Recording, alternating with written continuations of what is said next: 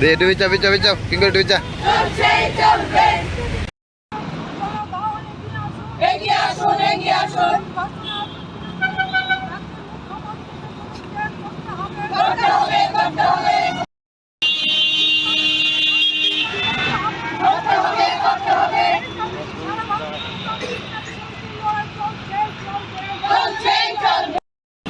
সারা ভারত গণতান্ত্রিক নারী সমিতি রাজ্য কমিটির সিদ্ধান্ত মোতাবেকে সদর বিভাগীয় কমিটির উদ্যোগে এই এলাকার আমাদের 4টা নারী সংগঠন লোকাল কমিটি, যেমন দক্ষিণ আগরতলা, পূর্ব আগরতলা, শহর আগরতলা এবং উত্তর আগরতলা, এই 4টা লোকাল কমিটির উদ্যোগে আমরা মণিপুরের সাম্প্রতিক কালের ঘটনাবলীর বিরুদ্ধে এখানে প্রতিবাদ বিক্ষোভে সমাবেশ আমরা সংগঠিত করেছি।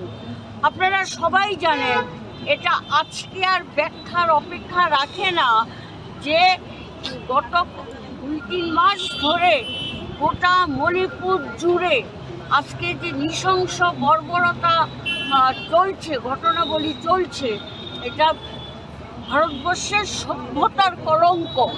এটা আপনারা দেখেছেন যে সেখানে কুকি সম্প্রদায়ের 2জন মহিলাকে বিবস্ত্র করে রাস্তায় হাঁটানো হয়েছে। শুধু হাঁটানো নয়, পরে তাদের উপরে দলবদ্ধভাবে পাশবিক অত্যাচার করা হয়েছে। সংবাদে প্রকাশ পরে আরও 2টো ঘটনা বেরিয়ে এসেছে, আরও 2জন মহিলার উপরে গণধর্ষণ হয়েছে। এগুলো হচ্ছে প্রকাশিত সংবাদ, কিন্তু লোকচক্ষুর অন্তরালে কুকি সম্প্রদায়ের মেয়েদের উপরে নানাভাবেই সেখানে অত্যাচার, নির্যাতন, শ্লীলতাহানি, পাশবিক অত্যাচার এগুলো সংগঠিত হয়েছে। তাছাড়াও গোটা কুকি সম্প্রদায় মানুষদের উপরে বিজিবির দুর্বৃত্ত বাহিনী সহ রাষ্ট্রীয় পুলিশের যোগসাজশে সেখানে ভাঙচুর, বাড়িঘরে হামলা, মারধর করা, বাড়ি পুড়িয়ে দেওয়া এবং নানা ধরনের অমানবিক নির্যাতন সেখানে সংগঠিত হচ্ছে। গোটা ভারতবর্ষের শুভবুদ্ধি সম্পন্ন মানুষ মণিপুরের ঘটনাতে আজকে বিচলিত এবং তারা প্রতিবাদ জানাচ্ছেন।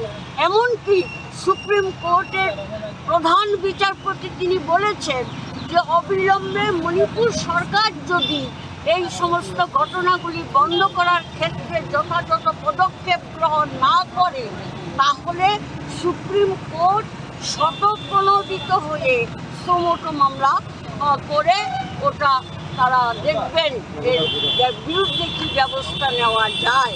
তা আমরা আজকে আমাদের এই বিক্ষোভ সমাবেশ থেকে আমরা দাবি করেছি অবিলম্বে মণিপুরের বীরেন্দ্র সিং মন্ত্রিসভার মুখ্যমন্ত্রীর পদ থেকে তাকে সরাতে হবে, তাকে বাতিল করতে হবে। আমরা দাবি করেছি যেই সমস্ত মেয়েদের উপরে যেই নারকীয় সমস্ত ঘটনা ঘটেছে সেগুলো যথাযথ তদন্ত করতে হবে এবং দোষীদের কঠোর শাস্তি বিধান করতে হবে। শাস্তি বিধানের নামে যে মামলা দায়ের করা হয় সেগুলো আইনের ভাগ দিয়ে আসামিরা বেরিয়ে যায়। আমরা বলছি এমন আইনের ধারা দেওয়া দরকার যাতে আসামি পার না পায়। আমাদের 3 নম্বর দাবি হচ্ছে ক্ষতিগ্রস্ত, আক্রান্ত, সর্বশান্ত মানুষকে অবিলম্বে মণিপুর সরকার যেন যথাযথ পুনর্বাসনের ব্যবস্থা করে। এই তিনটা দাবি মূলত আমাদের সামনে। আর আমাদের রাজ্যের নারী নির্যাতনের ঘটনাগুলো তো আছেই,